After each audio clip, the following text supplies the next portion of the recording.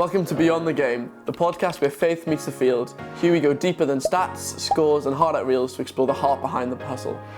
Whether you're an athlete, a coach, a fan, this is your place to grow in purpose, passion and perseverance through Christ. I'm Nathan. I'm Joe. And every week we'll hear real stories, timeless truths and powerful conversations that remind us that our identity isn't defined by the game we play, but by the God we serve. So lace up, lean in and let's go beyond the game. So this is the first episode of the podcast. We are joined by Linvoy. What? First episode, you got me in. First episode, we got you in. You know it's downhill from now, don't you? The big dog. Cool. So do you want to just briefly introduce yourself? Of course. So I'm Linvoy Primus, formerly professional footballer, played in all the four leagues, and then father of three, and still living on the south coast, which is nice. Always sunny on the south coast apparently, and just life after football has been interesting. It's taken me all places of this country and the world, so it's been good. So yeah, that's a little bit about me. Amazing, cool. So something, obviously this is the first episode, something we're going to be doing with every guest is we're going to be asking them what was their go-to pre-match meal or snack. Okay. So you're asking me now? I am asking you, put you on the spot. Yeah, well, nowadays it'd probably just be a Snickers bar or something if I was still playing.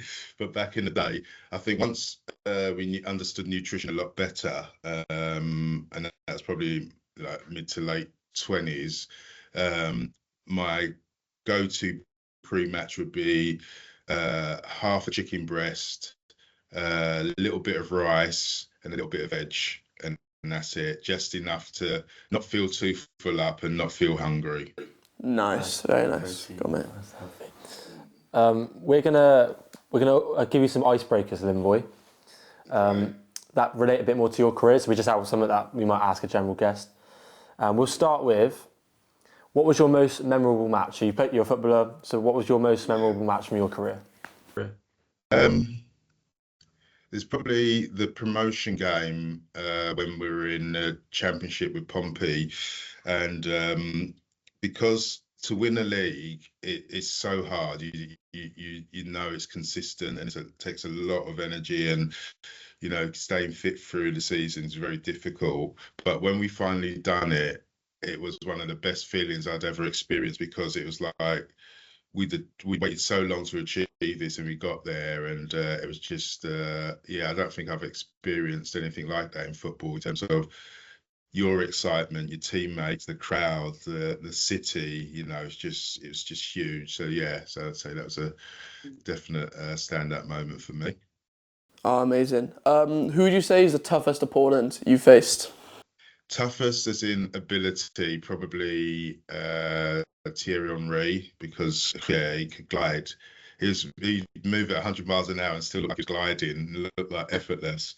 And probably physically, a guy called, there's two really, Mark Hughes and Duncan Ferguson, where you knew after a game, you knew you'd been in a game with them too. You know, physically, yeah. Just following on from that, what about your dream five-a-side team? You mentioned Thierry Henry, would he be in there? Oh, obviously, him, Ronaldo, but you'd have to get him a ball each. I'd go all out attack. I'd have Jermaine Defoe. I'd be the only defender. No, I'd let Sol defend, because I'd done all his running when he played for us. So I'd let Sol defend so he could do their running. And I'd have J-Mo in goal. So, pretty strong attacking team that would be. Yeah, class. No, that sounds, they'll do a job. What book have you read, or like Christian or non-Christian, that would you say has impacted your journey the most? That's a really good question. I think I've read lots of books that have impacted me, especially obviously the Bible and Christian stories, like real life stories. They always impact me. But I think away from that, one of the best books I've read is Andre Agassi's, I can't remember if it's called The Open, probably not, but it really gets him behind and deep into the psychological stuff he was going through as a child, trying to play tennis the best he could, try to impress his dad, hating the sport, loving the sport, making money, still not making money, and all of that. And it just really gives you a truthful insight into like top level sport. So Andre Agassi's book would definitely be a standout. Yeah, amazing. Cool. We're going to get into the brunt of the questions now. We'll try and do it chronologically. We might take some things from your answers and so on and so forth. We'll start with your career. So you mentioned you had some of the highs at Pompey, but let's take it back. So what was the journey that you faced when you became a professional footballer? What were some of the things you found good, and what were some of the things you struggled with? Yeah. So I think the dream is when you play football as a kid, the inspiration comes from something. And my inspiration was a cup final between Tottenham and Man City. And that inspiration drove me to realise that the crowd reacted in such a way that was really exciting when the guy scored. So I thought, well, if he can do it, so can I. But I think I had a pathway. Just went out, played football for a local team, and then from that got asked to train with Charlton as a 14-year-old. And then in that environment, you realise that it's cool. It's that football's not as fun as it was with your mates. You realise there's, the end goal here is to try and be professional. So, worked hard, had lots of ups and downs, a lot of self-doubt. And then 16 got offered an apprenticeship. 18 I got offered a professional contract. But those 2 years were full of injuries because my body was still growing, adapting to full-time training. So a lot of self-doubt, but I did have an inner belief that I could do it, whatever making it was or looked like I could do it. And then I got a pro contract, made my debut, I think at 18, 19, and then I got told by a child that I could leave at 20. So that was hard because that's the first form of rejection. That's the side of sport you don't really think about because you don't want it to happen to you. But I had the decision to make, stay in football. I had a young son, so I knew that I had, breadwinner and all that. So I just tried hard to stay in football. Got another club, which was Barnet. Spent 3 years there. That's where I grew up in football. Like went from boy to man in that time. I had to look after myself on the pitch, off the pitch. Realised there was a lot of more people watching and understood that you were now a footballer and it was in the papers, and so there's a different pressure that comes with that. But I still wanted to prove that I was good enough to play at a higher league. So I left Barnet, went to Reading, spent 3 years there, up and down time there, faced relegation and some other injury things that were going on. And I think by that time, I sort of losing hope in football. Football just didn't give me the satisfaction I thought it would. And then finally, I left Reading and went to Portsmouth and spent 10 years there, where I ended up getting promoted to the Premier League, spending 7 years in the Premier League.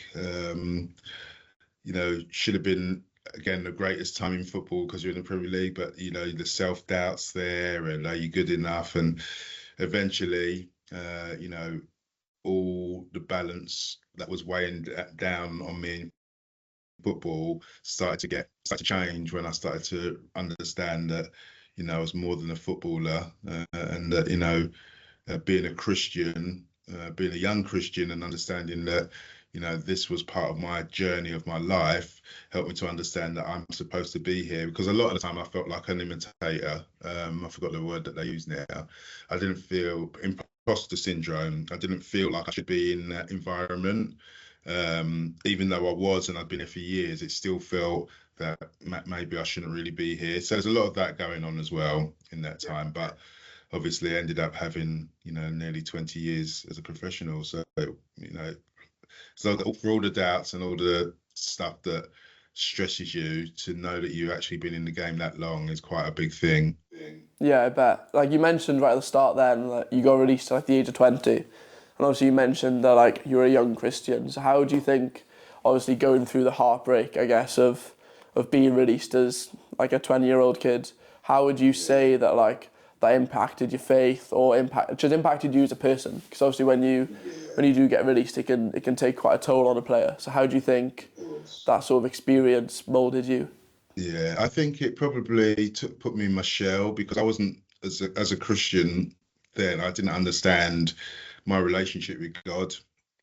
I didn't understand that it was a personal relationship through Christ. I didn't, I just more like if I went to church, it was because it was something happening. It wasn't because I went to be there every Sunday.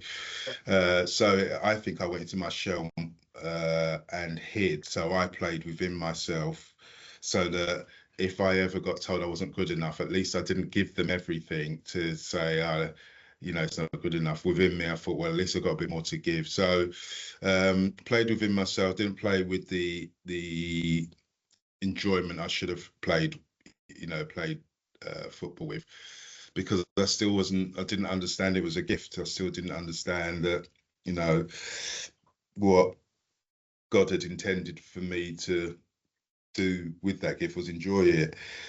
So it was still always felt like pressure, always felt like I had to perform. It was always performance related rather than enjoyment of the gift that I had, really. Yeah. Just on that, so you mentioned that before you found God, that was some of the struggles you found through football. Let's just strip it back a little bit. So your family were Christian, right? So Yeah. what was life like then? But also, what was life like when you did find God? How did your relationship with your family maybe change after that happened? Yeah. What was some of the differences there? Yeah, I think over the years I had two good friends who played, and they became Christians maybe 4 or 5 years before me. And I thought to myself, wow, if God can get them, he can get anyone, because it's like they had changed. I couldn't believe how much they changed. And I wanted that. I wanted that sort of change. I wanted something dramatic in me, so that I knew that this was real and it wasn't me making it up or forcing it. So I think I had lots of conversations with God without really knowing that I was having conversations with him. And for my family, it was always, my dad would always ask if I've read the Bible and stuff like that. So it was never pressure, and it wasn't ever going to ruin our relationship as a family. But there was always something in me that knew there was something more, but what the more was, I wasn't sure.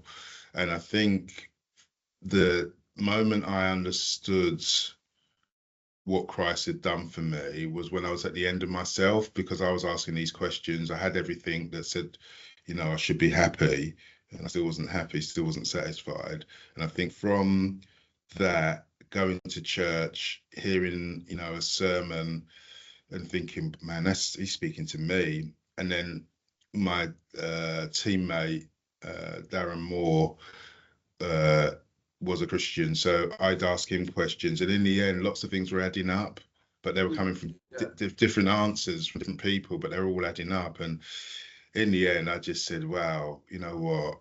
If this is real, you're gonna have to show me, Lord, because I don't know. I need something. I need some hardcore evidence.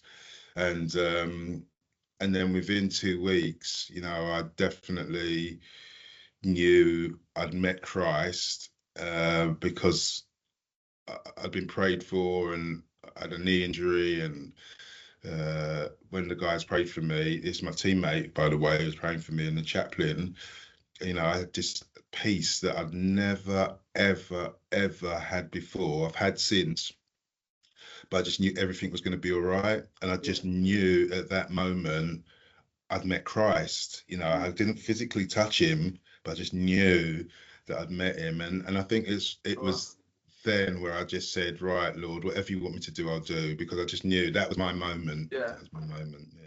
Oh, amazing. You mentioned Darren Moore. What sort of you went into a little bit of him praying for you and answering your questions, but what sort of impact do you think he had on you personally? Obviously, being in the same changing room as him would probably benefit you a lot, having that sort of mentor person to go to. But yeah, going deeper into that, what sort of impact do you think he had on you? Yeah, we're really, I admired him as a leader anyway. So his Christian faith just showed me that, look, he doesn't care. He's open about it. The lads give him a bit of stick, but he's okay with it. And I think what Moro allowed me to see was, you can ask some stupid questions. you can, if you if you're not sure about it, things you can challenge and stuff. And it was always, it was always from a place of not trying to prove anyone wrong, but just trying to get the answers really of what the questions were in my heart. And and he was helpful. He was just so helpful. And don't get me wrong, we weren't talking like every single day about Christ, but we definitely, I would always initiate a conversation with something that I'd heard maybe the Sunday before at church, and just wanted some answers in that sense. And then you got to think to yourself, well, how does that apply in the dressing room? How do you live out your faith in the dressing room? And within 18 months, I had lads coming for Bible studies. Staff members asking me, like the physio team, you had slots when you travelled away. You had slots in the evening for your treatment, and the physio team, one guy in particular, always booked me in late. Like always booked me in at 10:30. I'm like, no, man, I go sleep at 10:30. Booking me, and we'd be speaking till 12. But what he was doing, he was asking me these questions about faith. Oh, wow.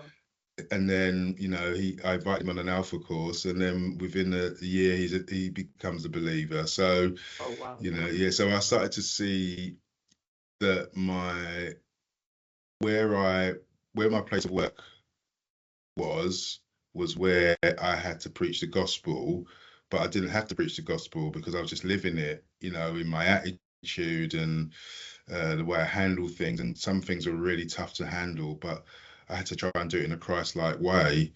And here's a little thing for you. So before I become a Christian, never been sent off.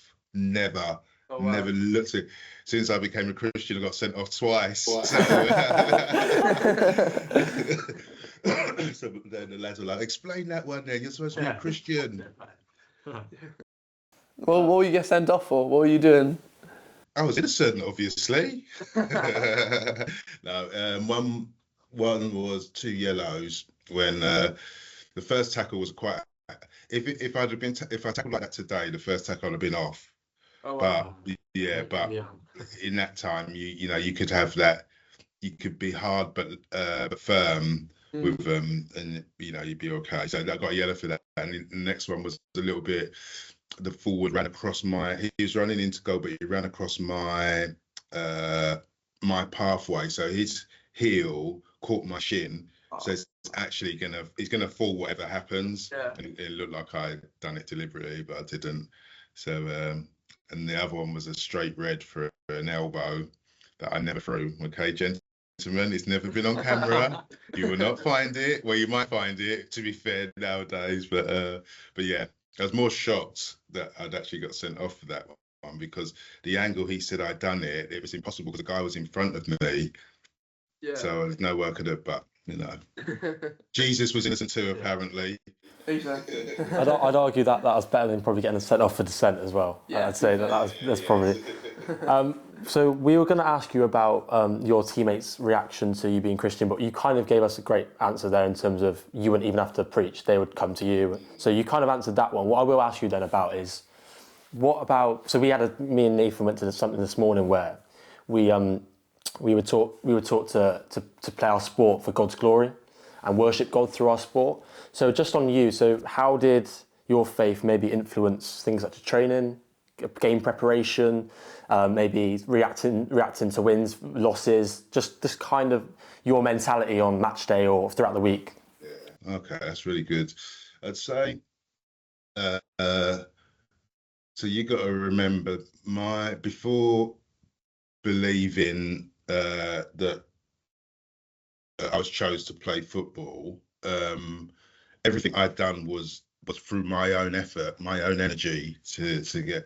So now my mindset had to change because I started to understand that God had a plan for my life. Part of that plan was being at Portsmouth, and however I was going to be used in Portsmouth was going to be a reflection of Christ. Okay, so one of the problems I had early on was that we had 3 different managers very quickly.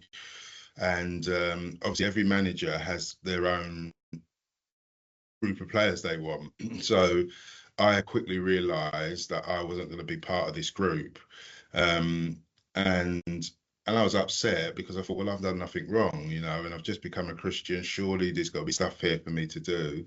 So the chaplain just spoke to me and just said, Lynn, it's fine, you know, play for God, not for man. And he gave me this verse, and I didn't understand what he meant, but for the first time, it's like I understood that no matter what I try to impress man and do, it's never going to impress them. Someone's always going to be upset, but God is always happy with me. He's always pleased with me. He loves me. So if I can go out and just think of him, then everything else will take care of itself. So that's what I started to do, and within a couple of weeks, the manager changed his mind in terms of saying that I could leave. Then I was in the team, and then for me, it just felt like there's no stress with playing football unless you allow this noise to come in. But I was able to protect myself for the first time, protect myself from the noise. I didn't read any of the papers with their feedback. I didn't watch Match of the Day because of their feedback. I just thought I've got to stay away from that. And I think that this is the Christian life in action in the dressing room. So the manager didn't want me. He tells me he doesn't want me again. And I think to myself, I'm like inside, I'm raging. And then I heard this verse that said, bless your enemies. I thought, bless my, it's like heaping hot coals on their head. I said, bless my enemies. I'm not blessing the manager. What am I blessing for? And then just feel a real like you should bless them, you know. So when I was going into training, I was like, bless Harry, bless Kevin Bond, bless Jim Smith. You know what I mean? Yeah. And maybe after about a month, I noticed that my heart had changed to them. They hadn't changed to me, but my heart changed to them. So whenever they challenged me on anything, I didn't really care now because I thought, you don't actually control me now. It's like I'm allowing the Lord to like penetrate my mind so my heart changes towards them so I can just go out and do what I need to do, whether they like it or not.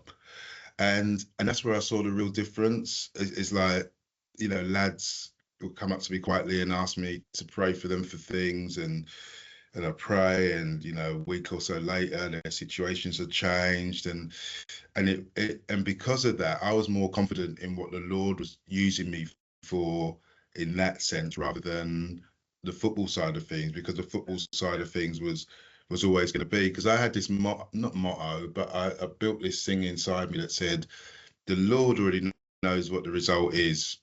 Before kickoff, he knows what the result is. So what can I add to that? Nothing really. All I can do is go out and give 100%. Because he already knows the result. I could be at fault, I might not be. I'm gonna just try. And once I had that, I carried that for to the end of my career. Even in the biggest, toughest games, I was like, well, Lord, you know the result. I'm just going to try and play well here. And just to stop myself being nervous before games, I'd always say on a Friday, mostly on a Friday evening, I'd sit somewhere and say, I'm going to play well tomorrow. I'm going to play well. And I didn't know what playing well looked like, but I just knew that I was going to play well. And sometimes playing well was clearing the ball into the rosette 20 times to stop their attack. Yeah. But that was what was needed to break the game down, or it wasn't what other people's opinions were. It's just that. So there became a lightness and an enjoyment knowing that, God, you've called me for this. So if that's the case, let me enjoy it the way I'm supposed to. And yeah, that's what I got to. Yeah, so obviously being a footballer, you have a lot. You mentioned a lot of media attention on you. Every small thing, especially personal life privacy, you don't really get any of that as a footballer. So what would you said you dealt with that quite well. So what would you say was the biggest challenge you faced being a professional footballer? I think trying not to get caught up with the environment. What I mean by that, I've played in teams where the best car in the car park was probably I don't know, a BMW, like a small BMW, to being in a car park where there's Ferraris and Lamborghinis and whatever else you could think of. And there's me in my little car pulling up next to them. And it's easy to think, oh, I wouldn't mind having that. I wouldn't mind, for the wrong reasons, rather than saying, I want that because I really like it, not because the teammates got it. So I think that's one of the hard things to try not to get caught up in, because it's not a real world. The sports world isn't real in terms of like for long-term life. And I think because I came into the Premier League quite late and saw these things quite late, I had in my life all the things that I felt I needed without needing bigger. So I have 3 children, my wife, lovely home, lovely cars on the drive. Could we have got more? Yes. Could we have gone bigger, fancier holidays? Yes. But we didn't feel that we needed to. It was like what we had as our little niche thing was good for us. It might not be for, the Beckhams and stuff like that, but it was good for us. And so I think we was able to appreciate it a lot more than if I was younger and trying to live a life because we had money. So it comes to us late, so we was able to enjoy it a bit better later on. Yeah. Sounds like you chose that like heavenly life over the earthly life, which is pretty cool. It says it in the Bible. Well, it sounds cool, but I don't know if it was that. If it was that older. Yeah, maybe you got a bit older. So obviously, I've heard that we've done a bit of research and we've seen that you have done a bit of work outside of football, maybe since you've retired. So can you tell us a bit more about your work you do with faith and football? What's the heart behind that kind of ministry? Yeah, so I suppose the one thing I understood very early on as a Christian was, there's no, the church has to be in action. So, obviously we're the church, and what does action look like? So, simple thing, football, we all like football. Portsmouth is a massive football community. So we just used football as the handshake really between the local church and the community. And so we'd set up little football leagues where children who'd come and play who wouldn't normally play, and get to know their parents. And then from that, the church would do things like in the school holidays and invite these children along because it'd be free or cheap, and then we'd have an end of season. We ran 2 leagues 2 times of the year, so we'd have an end of season presentation in the church, getting someone to share their testimony, and then doing a presentation and talking about faith and football. But we just saw it as an easy win. And it was because locally loads and loads of leagues sprung up. The church were heavily involved in it, which was great for us because we didn't want to be on the ground every day doing it. We wanted the church to be the focal point. And then from that, there's opportunities to travel. Went to Nigeria, India, China. I was supposed to go to Mexico, but missed out. But we were working with young people in these areas, again, using football as the vehicle to communicate Christ. And yeah, we saw lives change. And I think that's when that coincided with me understanding that football was good, but it wasn't the best thing, because these things, going across to these countries and seeing how they live, I thought I was blessing them, but I was more blessed coming back. And because of that, I guess it gave me an understanding that if we can help some of these young people that we work with see a different perspective of life through Christ or without Christ, because it's not our time. We don't pick when people come to faith. He's God's the Lord of the harvest. He chooses his time. But if we can just be nice introductions to Christ, through what we do, later on down the line, that person might remember one thing you done that triggers them to say, you know what, I saw something in them, and I saw something in them. Now I want to know a bit more. So, yeah, just saw God at work in so many, so many ways. So many, you know, if you said footballers were going to go to a different country and pray for people, you'd be like, what? You know, but we did. We was in this little underground church in India. Oh wow. That it was packed. It was ram, and it was like a small house. And then they're obviously speaking in their own language and translating. And then all of a sudden they said, right, you can pray for them now. There's about 6 of us praying for about 600 people. Wow. You know, it's like, what is this?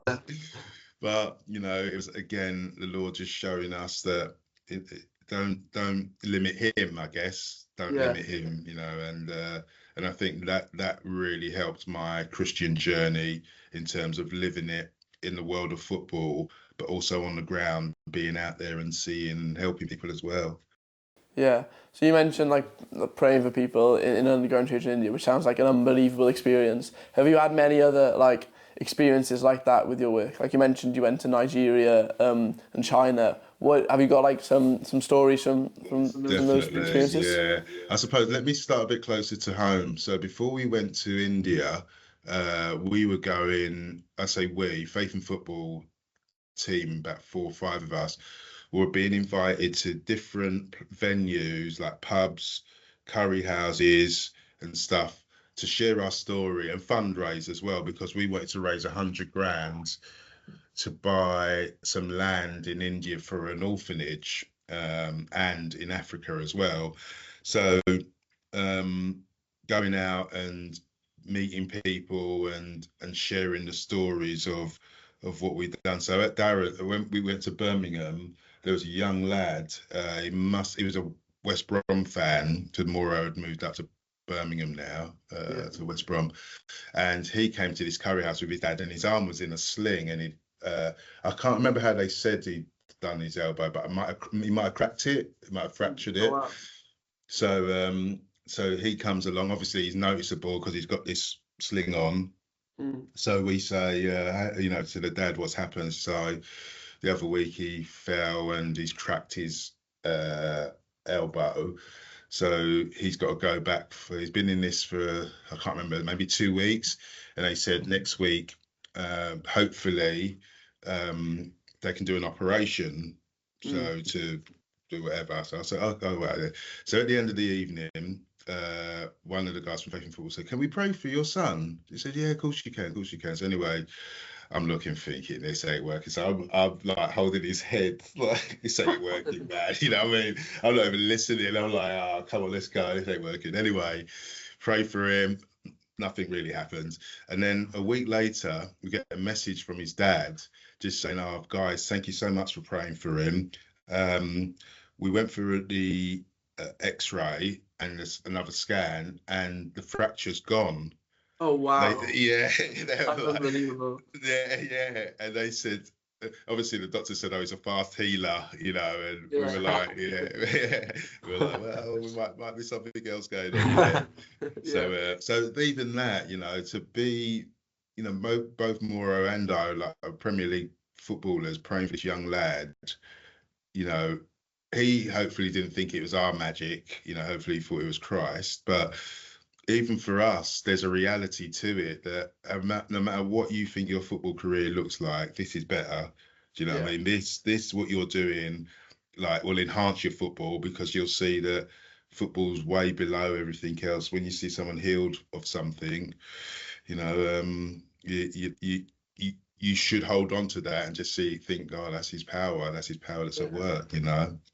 So that's a little, there's hundreds of stories I could tell you, but that's probably the one that stands out. Yeah, it's amazing. So obviously you're retired now, but how do you kind of see the current landscape if you were 20 again, or if you're maybe young 20s? what would you say to young Linvoy? What would you and maybe you can like relate that to the people who are like people our age, people who are exploring faith now. What would your message be for them, like trying to get into football? Yeah, that's good. So if I was speaking to a younger me, this at 20, I you know, I thought my world was over, because you know, you're not guaranteed to stay in football. I think the average career now is about 5 years, they reckon. If you, Oh, wow. it's not that long anymore. So it's very rare. You obviously do see players who do go, but it's very few. There's not many that do that anymore. So I would look back and say to that Linvoy, it's going to be okay. Believe in yourself. It's going to be okay. And I say to any because I wasn't a believer at that point in terms of I believed, but I didn't believe in the resurrection and understood the power of the resurrection. So I knew the story, but I didn't have that self-belief. Yeah, I'd say for young Christians, I'd say go and enjoy your sport. If you love playing sport, go and enjoy it, because it's one of the best individual group thing you can have that will give you a lot of joy, give you a lot of disappointment as well. But there's something about chasing, I was gonna say chasing the ball then, but like chasing that desire to win or competing against somebody. So I'd say go for it. But the biggest thing I'd say alongside going for it is, there's somebody who's looking for the light, and the reason I say that, use that term, is because last year I remember the Christmas carols, and the guy who was speaking spoke about the shepherds seeing the light. Now, one of the things I remember from that clearly, those shepherds had to look after their sheep. They had their own little jobs, but within them, they had a hope of the future, but they didn't know what this hope was. And then they see the light and they're like, that's it. And then they follow the light. And I think in our dressing rooms, in our environment, there's a lot of people who are looking for the light, but they don't know what to look for. But we've got an opportunity to bring that light, whether it's through words, whether it's through actions, whether it's like being countercultural in terms of doing the opposite to what would normally be done in a dressing room. And sometimes just kindness. Sometimes kindness brings the light. Do you know what I mean? And what that opens up. So I was surprised. I'll finish with this really. I was surprised how many of my teammates were looking for the light. Because I looked at their lives and thought they had it all. As you do, you think they have it all, and there's no way they want to listen. And some of the conversations I had with some like big high profile players, they were just like little kids looking for the answer. So so I'd say definitely always be prepared that you're going to shine the light wherever you are, but do it in a way that is real, is authentic, not like, oh, look at me, clap hands, come on, lay hands on everybody and pray, come on. No, do it in an authentic way where it's like, what's up, man? You look like you're struggling. Should we go and have a chat? Do you know what I mean? Sometimes it's just that, and then that chat happens, and then a week later they don't want to know, but that's fine. It's all right. So it's always be prepared to bring the light. That's what I'd say. When you were having those conversations, did you have like a go-to Bible verse or something specific from the Bible that you would almost give to them? Do you know what I mean? Like, Probably at the time, I'd probably, whatever I was reading normally fitted in around it in some way. But one thing I would say though is that when I used to get really criticized, so early on, like when I first said I was a Christian, you can imagine the boys in the dressing room gave me stick, like you'd never known. But on their own, they wouldn't. They'd speak to me about certain things. So, but when they used to go off track and say, what about this then? With God's this. And I always remember someone saying to me, whatever happens, always bring it back to Christ. So always bring it back to Christ. So when they talk about suffering and stuff like that, I most of the time say, listen, I haven't got the answers. I could go for it, but it's not gonna be, enough time to go for it now. I haven't always got the answers, but what I do know is that, and I'd always come back to, if you know Christ, if you believe that do you believe in Jesus? Do you believe what he done and stuff like that? And, you know, they normally say, yeah, yeah. And I say, that's the main part. I said, all this other stuff, unless you know for sure that Jesus is your Lord and Savior, all this other stuff won't make sense. Yeah. So, and I'd always try and come back to that. So it wasn't a go-to verse, but I'd always try and bring wherever they were on the pendulum, you know, I try and bring it back to, let's get back to Christ. Let's get back to Christ. And then you can't argue Christ then. You can argue the other stuff, suffering and pain and all that, but you can't argue Christ once you understand that moment. And then from there, you can build the other stuff out. So that's what I'd say too. That was my go-to, really. Always try and bring it back to what Christ done for us.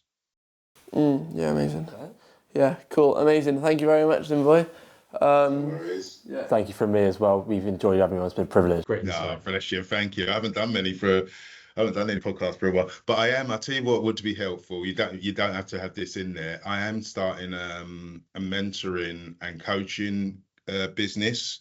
Okay. So I'm gonna do one-to-ones, maybe team, but I'm not sure yet. But definitely one-to-ones, more in the space of like what we've been talking about a little bit, that sometimes you don't know your potential until someone says to you, what's in you? What can we bring out of you that's going to help you react to this? Not what I can tell you, you know. So it's more about, I believe, all the gifts we've been given are inside us already. You know, he's not going to put it in us like little download like the iPhone update. It's already there. But it's how do we draw it out? How would I draw it out of you? Yeah. So that you own it? Because that's what I believe faith is. Like my parents' faith was strong, but it was their faith. Yeah. But my faith was in here, but I didn't know how to draw it out. Do you know what I mean? And I think that's what we've all got. We've all got all these gifts to cope with what's coming, but how do we draw it out? So when I get up and going, hopefully early next year, it'd be good to do a podcast with you then. Just maybe talking about that and what I truly believe every person has, but it's how you draw it out. That's the thing. It's like I had to draw it out of me, not because I watched videos and done analytics or anything like that. It was all because I had to really be self-aware. Yeah. You know, and I think that's what, as a Christian, we become self-aware because it's some things you're like, oh, did I really think that? Did I really say that? Yeah. You know, but the reality is, it's because through the Holy Spirit, you know, we're being changed all the time. We're being made more Christ-like. So if we can't see our blind spots, then it's the problem. But if we start to look and start to investigate, why do I react like that? So it'd be nice to do something with you guys before Christmas, just as a... Good luck. That'll be our first question then, wouldn't it? Yeah, definitely. First question for next time. I'd love to hear more about that, 100%. Cool. Right. Amazing. Thank you for your time. Have a great day today. Thank you for tuning in to Beyond the Game. If today's episode encouraged you, don't keep it to yourself. Share it with a friend, drop a like and a follow, and help us spread the message of faith beyond the field. You can find us on YouTube, Spotify, Instagram and TikTok. Our username is BTG in Faith in Sport. Stay strong, stay faithful, and remember, your purpose goes beyond the game. See you next time. Bye.